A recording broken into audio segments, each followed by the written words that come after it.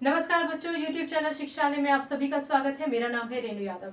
आज हम इथेनॉल की बहुत इंपॉर्टेंट प्रॉपर्टी पढ़ने वाले हैं, डिहाइड्रेशन ऑफ इथेनॉल।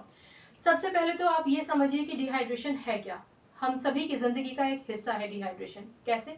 जून में गर्मी बहुत होती है और अगर आप बाहर चले जाते हैं, जब खासतौर से बहुत धूप हो रही होती है, तो उस धूप की वजह से हमें बहुत पसीना आता है, राइट।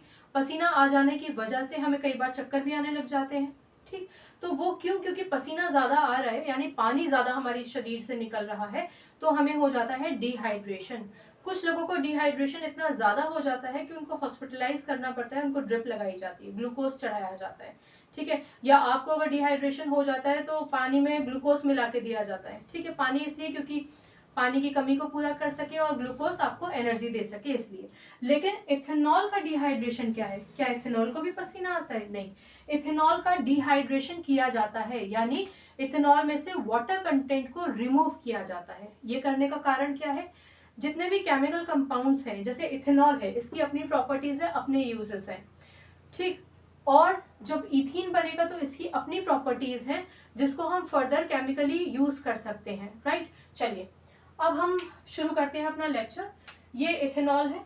आपको पता है कि इथेनॉल का मतलब C2H5OH, आप इसको ऐसे भी लिख सकते हैं या फिर C2H5 और OH ऐसे भी लिख सकते हैं। आप देख पा रहे हैं कि सब सिंगल बॉन्डेड है, यानी कि सैचुरेटेड हाइड्रोकार्बन है। अब सैचुरेटेड से ये इथीन बनेगा, यानी अनसैचुरेटेड हाइड्रोकार्बन बनेगा। ये एक सैचुरेटेड हाइड्रोकार्बन था जिसमें फंक्शनल ग्रुप OH यानी कि अल्कोहल जुड़ा हुआ है। चलिए, इसकी कहानी को पूरी तरीके से समझते हैं। समझने के लिए हम इसे खोल के लिखते हैं। आपको समझाने के लिए खास तौर से मैं इसका ओपन स्ट्रक्चरल फॉर्मूला लिखूंगी। आप चाहें तो कंडेंस फॉर्मूले के तौर पर भी इक्वेशन लिख सकते हैं। ओपन स्ट्रक्चरल फॉर्मूले के तौर पर लिखेंगे तब भी आपके कोई नंबर नहीं कट जाएंगे। आप इस्तेमाल करते हैं कॉन्सेंट्रेटेड H2SO4 का। एक तो आप ये समझ लीजिए कि कॉन्सेंट्रेटेड अपने आप में बहुत स्ट्रांग होता है। ठीक है, percentage of acid concentrated acids में बहुत ज्यादा होती है। ठीक है, 95-96% तो सिर्फ एसिड ही होता है। इसमें सिर्फ 3-4% या 5% पानी होता है। यूजली 4% ज्यादा रखते हैं पानी। तो कंसेंट्रेटेड H2SO4 क्या है? ये है एक डिहाइड्रेटिंग एजेंट। ठीक है, डिहाइड्रेटिंग एजेंट का क्या मतलब हुआ? यानी यही वो एजेंट है जो इथेनॉल से वाटर को रिमूव कर सकता है। ठीक है, अब इसको यहीं छोड़ देते हैं। पहले आप यहां समझिए, ये सेम मैं यहां लिख रही हूँ। एक कहानी आपको समझा दूं और फिर इक्वेशन बनाकर हम फर्दर डिस्कशन शुरू करेंगे। देखो, ये है OH। ठीक, सेम इथेनॉल ही लिखा है मैंने यहाँ पर। जब डिहाइड्रेशन का प्रोसेस शुरू होगा तो एक तो ये समझ लीजिए कि इसके लिए आपको 170 डिग्री सी का टेम्परेचर चाहिए। छोटे लेवल पर तो आपकी क्लास में लेबोरेटरी में आपकी टीचर ले जाके स्टेरिफिकेशन वगैरह दिखा सकती हैं, लेकिन डिहाइड्रेशन एक बड़े लेवल पे होता है। ठीक है, तो 170 डिग्री का आपको टेम्परेचर चाहिए होता है। ये लेबोरेटरी में नहीं आपकी टीचर करवाएंगे, यानी 443 केल्विन। आप जो भी बेटर समझें, आप 170 भी लिख सकते हैं डिग्री सी, या 443 केल्विन भी लिख सकते हैं। इन दोनों में से कुछ भी एक लिखिएगा। ठीक, अब होता क्या है, कहानी सुनते हैं।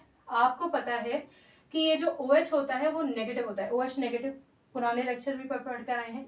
और H का नेचर होता है पॉजिटिव। ठीक है, बस जितने भी H हैं वो सारे पॉजिटिव हैं।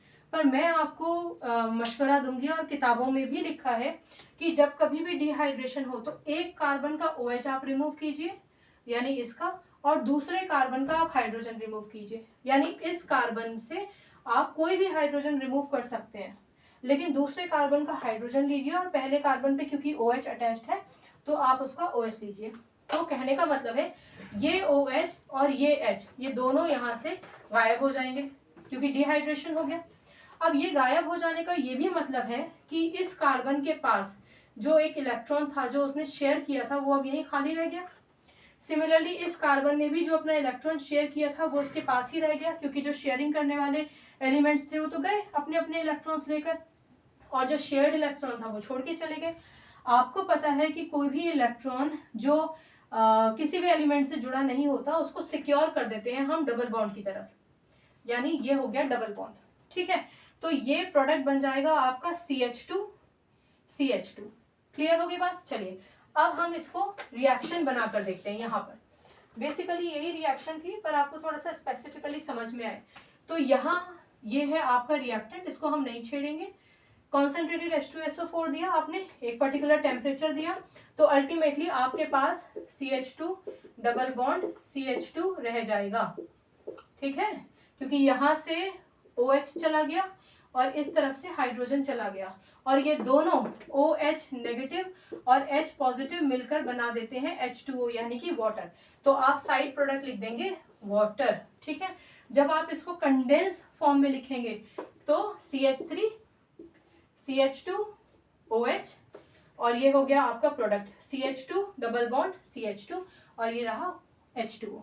इस CH3 CH2 OH को आप C2H5OH से भी शो कर सकते हैं, कोई हर्ज नहीं है। तो ये एक छोटी सी रिएक्शन थी जो आपको बताती है कि डिहाइड्रेशन ऑफ इथेनॉल कैसे होता है। आप ये भी ध्यान रखिए कि यहाँ जो आपके पास कंपाउंड था इथेनॉल, वो एक सैचुरेटेड कंपाउंड था, जबकि ये क्योंकि डबल बॉन्ड हो गया है तो ये अनसैचुरेटेड कंपाउंड है, और इसका नाम क्या होगा, 2 कार्बन है ना, तो 2 इथीन। इन क्यों, क्योंकि डबल बॉन्ड है, ठीक है। एथ क्यों, क्योंकि 2 कार्बन है। ट्रिपल बॉन्ड अगर आता तो फिर आपको पता है उसका नाम क्या होता है, कमेंट सेक्शन में बताइएगा। फिलहाल हमने एक इथेनॉल से इथीन बनाया है। So this is all about dehydration of ethanol. Concentrated H2SO4 का आप इस्तेमाल करेंगे, कोई भी एक टेम्परेचर याद रखिए, इथेनॉल से इथीन मिल जाएगा। आई होप आपको समझ में आया होगा, छोटा सा लेक्चर था, अगर कोई कंफ्यूजन है तो आप पूछ लीजिएगा, ठीक है। अपना ख्याल रखिए, खुश रहिए। आज के लिए इतना ही, फिर अब कल मिलेंगे। नमस्कार।